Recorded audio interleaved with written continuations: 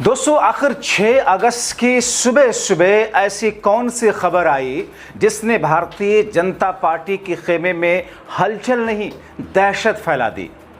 क्या जिस गाजे बाजे के साथ में भारतीय जनता पार्टी ने ममता बनर्जी की टीएमसी को तोड़ा, उद्धव ठाकरे के सांसदों को तोड़ा, उसी अंदाज में उसी तरीके का एक जोर का झटका जोर से बीजेपी और केंद्र की मोदी सरकार को लगने जा रहा है? आखिर वो कौन से 9 से 10 सांसद हैं जो ममता बनर्जी के संपर्क में हैं और कैसे भारतीय जनता पार्टी से दूरी नहीं बना रहे हैं, बल्कि बंगाल की राजनीति का असर और प्रभाव अब देश की राजनीति पर कैसे पड़ेगा, इसकी बुनियाद डाल दी है। स्वागत है आप सभी का। आप देख रहे हैं द राजनीति का विशेष सेगमेंट खबर और विश्लेषण। मैं हूं जब्बार खान। दोस्तों, ये मैं इसलिए कह रहा हूं क्योंकि 2 महीने के बाद एक बार फिर से देश की राजनीति पर बंगाल की राजनीति अपना प्रभाव और बड़ा असर छोड़ने जा रही है। और इस बार कुछ ऐसा होने जा रहा है जिससे केंद्र की सरकार को कई झटके एक साथ लगेंगे। मोदी शाह का ड्रीम प्रोजेक्ट ऑपरेशन परिसीमन डिलिमिटेशन तो खटाई में पड़ ही चुका है, साथ ही कुछ दूसरे राज्यों में बीजेपी को झटका लगेगा, खासकर ऐसे बैकग्राउंड में जब देश के जिनजी इस समय बीजेपी और एनडीए सरकार के खिलाफ सड़कों पर हैं। ऐसे में बंगाल से आने वाली यह खबर ने सबको चौंका दिया और खासकर मोदी खेमे की तो नींद उड़ा दी। ममता बनर्जी की टीएमसी छोड़ करके एनसीपीआई में गए बागी सांसदों को लेकर के एक और बड़ा खुलासा हुआ। दोस्तों, मैंने कल 5 अगस्त को आपको दिखाया था कि किस तौर पर बंगाल में क्या कुछ हलचल है, कैसे 9 सांसद जिनको जबरदस्ती भाजपा ने टीएमसी से अलग कराया, वो टीएमसी में वापसी का रास्ता नहीं देख रहे हैं, बल्कि वो संपर्क में ममता गुट के एक भरोसेमंद नेता से उनकी बात चल रही है। मतलब ये कि एक तरफ संसद में मोदी सरकार अपने परिसीमन बिल को पारित कराने का सपना टूटते हुए देख रही है, इसी बीच में ममता के बागी गुट ने मोदी शाह का सपना चकनाचूर कर दिया। हमने आपको पहले बताया था कि ममता गुट से गए 20 सांसदों में से 3 ने तो पहले ही ऐलान कर दिया था कि हम तो ना तो भाजपा के साथ में हैं, ना ही एनडीए के साथ, ना ही उनको सपोर्ट करेंगे, ना ही उनकी बैठकों में शामिल होंगे, और उन्होंने ऐसा किया भी। और अब 6 और सांसदों ने घर वापसी के लिए ट्रैक चुन लिया है। अब दोस्तों, मतलब ये कि बीजेपी ने जो सोचकर सारा चक्रव्यूह रचा था वह धराशायी हो चुका है, बस ऐलान होना बाकी है क्या? दोस्तों, टीएमसी के नेता हैं कीर्ति आजाद। चंद घंटे पहले उन्होंने फिर से एक धमाकेदार दावा किया। उन्होंने कहा कि बागी गुट में से 8 ऐसे सांसद हैं जो जबरदस्ती गए हैं, जबरन खींचकर ले जाए गए ममता गुट के पास से। वो एनडीए गठबंधन में शामिल नहीं होना चाहते थे। उन्होंने कहा कि उन सांसदों पर दबाव डाला गया, उनके घर वालों को डराया गया, धमकाया गया, अभी भी डराया और धमकाया जा रहा, मारपीट तक की जा रही है। कीर्ति आजाद ने क्या कहा? दोस्तों, एनसीपीआई कुछ भी नहीं है, यह एक गैर मान्यता प्राप्त राजनीतिक दल है, इसीलिए स्पीकर फैसला नहीं ले पा रहे हैं क्योंकि कोई दस्तावेज इनके पास नहीं। उनमें से 8 से 9 सांसदों की स्थिति अभी तक साफ नहीं है, वो उस गठबंधन में नहीं जाना चाहते हैं, अभी भी उनकी यही थिंकिंग है, लेकिन दबाव है, हर कोई जानता है कि स्थिति क्या है। टीएमसी में अब वो वापसी कर रहे हैं और उसकी केवल एक ही नेता है टीएमसी की, वह है ममता बनर्जी। और सबसे खास बात यह कि 9 सांसदों की वापसी हो रही है।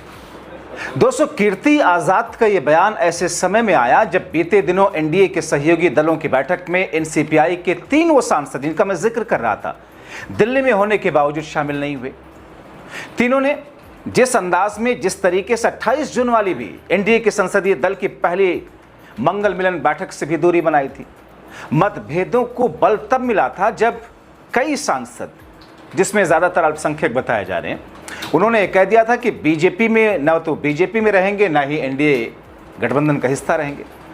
और दोस्तों, इसी बीच में देश की एक बड़ी न्यूज एजेंसी से बात करते हुए उन 3 सांसदों में से एक ने क्या ऐलान किया था? उन्होंने कहा था, हम एनडीए के साथ नहीं हैं, ना ही भाजपा में जा रहे हैं, निश्चिंत रहें। एनडीए की बैठक भी थी, हम तीनों उसमें शामिल नहीं हुए, लेकिन मुख्यमंत्री शुभेंदु अधिकारी की बुलाई गई उस बैठक में हम जरूर शामिल हुए क्योंकि हमारे निर्वाचन क्षेत्र के विकास कार्यों से जुड़ा हुआ मामला था। हम भाजपा के मुस्लिम विरोधी एजेंडे का शिकार नहीं होंगे। अभी तो कई और सांसद भाजपा से दूरी बनाएंगे, कम से कम 9 से 10 सांसद। दोस्तों, जैसा कि मैंने कल अपने शो में आपको बताया था कि टीएमसी के वरिष्ठ नेता दिलीप घोष की ओर से यह भी दावा किया जा चुका है, जिसे आपने कई जगहों पर, कई प्लेटफॉर्म पर देखा और पढ़ा होगा, कि कुछ बागी सांसद और विधायक दोबारा टीएमसी में लौटना चाहते हैं। बागी विधायक ममता बनर्जी के खुद संपर्क में हैं। बागी सांसदों को डराने के लिए बीजेपी पर जांच एजेंसियां और पुलिस का दुरुपयोग करने का भी उन्होंने आरोप लगाया था। अब दोस्तों, इससे पहले ममता बनर्जी ने मोदी शाह को किस तौर पर निशाने पर लिया था और क्या कुछ कहा, इस बीच में उनके साथ किस किस्म की ज्यादती नए सिरे से भाजपा की सरकार बंगाल की कर रही है और कैसे एक नया मुद्दा उठा, उस पर मैं आपको लाता हूं।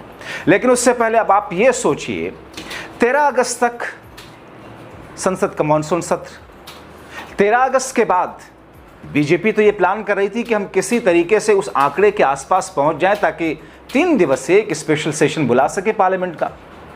लेकिन उससे पहले बंगाल ने एक बार फिर से देश की राजनीति में उथल पुथल सा मचा दिया है।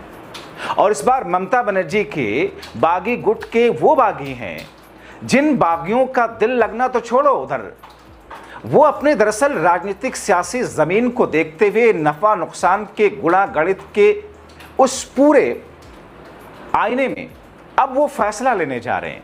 और अगर दोस्तों वाकई ऐसा हो गया तो फिर इसका मतलब ये है कि वाकई it's a beginning of the end for the BJP's strategies. अब दोस्तों, इससे पहले ममता बनर्जी ने इसके साथ में कई सारी और चीजों को लेकर के भारतीय जनता पार्टी को चौतरफा घेरने की कोशिश ही नहीं की, बल्कि देश के सामने ये दर्शाने की कोशिश की कि देखिए कर क्या रही है बीजेपी। उन्होंने एक फेसबुक लाइव भी किया था और उसमें नेताजी सुभाष चंद्र बोस का अपमान किए जाने का मुद्दा उठा करके उन्होंने भारतीय जनता पार्टी को बैकफुट पे ले जाने की कोशिश की थी कि सुभाष चंद्र बोस का अपमान भाजपा बंगाल में कर रही है, जबकि नेताजी देश के गौरव हैं, उनके सम्मान से समझौता नहीं हो सकता। और उन्होंने ऐलान किया कि इसके लिए बाकायदा हम आंदोलन करने जा रहे हैं। अभी और बात है कि भाजपा की सरकार है, उसकी पुलिस है, तो फिर उनको इजाजत दे, परमिशन दे ना दे। भाजपा सरकार को बंगाल की ऐतिहासिक पहचान और विरासत जाहिर तौर पर ममता ही नहीं बताती हैं, सभी बताते हैं।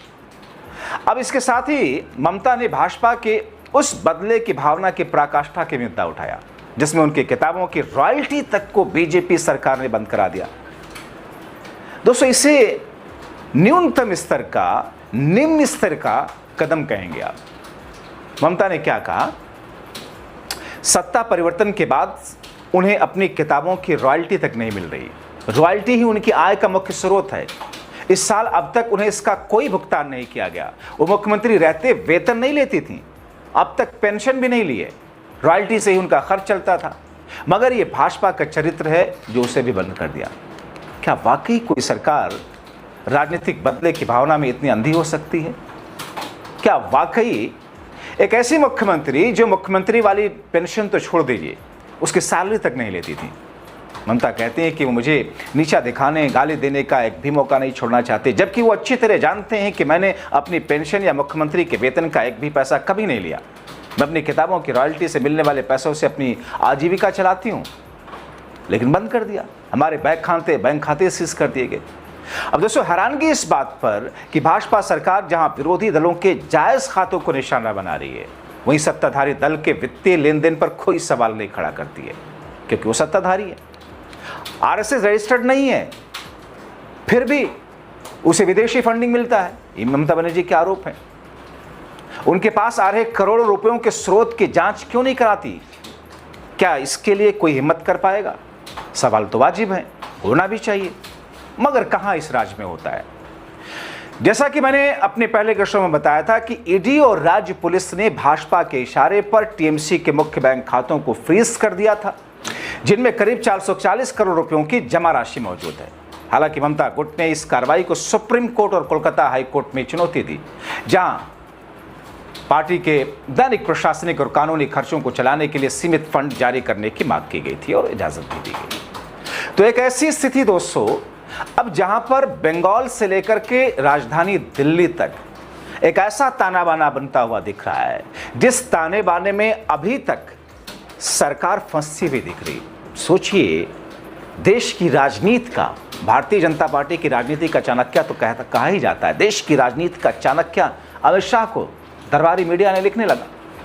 वो खुद मानते भी हैं, बीजेपी कहती भी है, मगर जो कदम उठाया गया, कहते ना दोस्तों बैकफायर होना, वो कदम बैकफायर होते हुए दिख रहे हैं। और ये शुरुआत नहीं है, ये एक ऐसा स्टेज है जिस स्टेज में अभी भी अगर भारतीय जनता पार्टी या केंद्र की सरकार ने इस डैमेज को कंट्रोल करने के लिए सही कदम नहीं उठाया तो फिर दोस्तों कुछ भी हो सकता है। तो फिर ऐसी स्थिति में क्या मानसून सत्र खत्म होने से पहले बंगाल का ये रिजल्ट आ जाएगा? क्या 13 सितंबर तक ये जो इस बीच में सलाह मशवरे संपर्क में होने की बातें कही जा रही हैं, इसका नतीजा और उस नतीजे का ऐलान हो जाएगा? और अगर ऐसा हुआ तो फिर बीजेपी के लिए एक स्टेज पर नहीं, कई स्टेज पर मुश्किलें घिरने वाली है। आप ध्यान में रखिए कि एक तरफ देश का युवा छात्र जेनजी, दूसरी तरफ इंडिया गठबंधन पूरे जोश के साथ सरकार को घेर रही है सड़क से संसद तक, और तीसरी तरफ बंगाल के इस राजनीतिक नतीजे की उथल पुथल में भारतीय जनता पार्टी खुद को मझधार में पाएगी। इन कड़ियों को जोड़कर दोस्तों आप क्या सोचते हैं? आपको क्या लगता है? अपनी राय कमेंट बॉक्स में जरूर लिखें।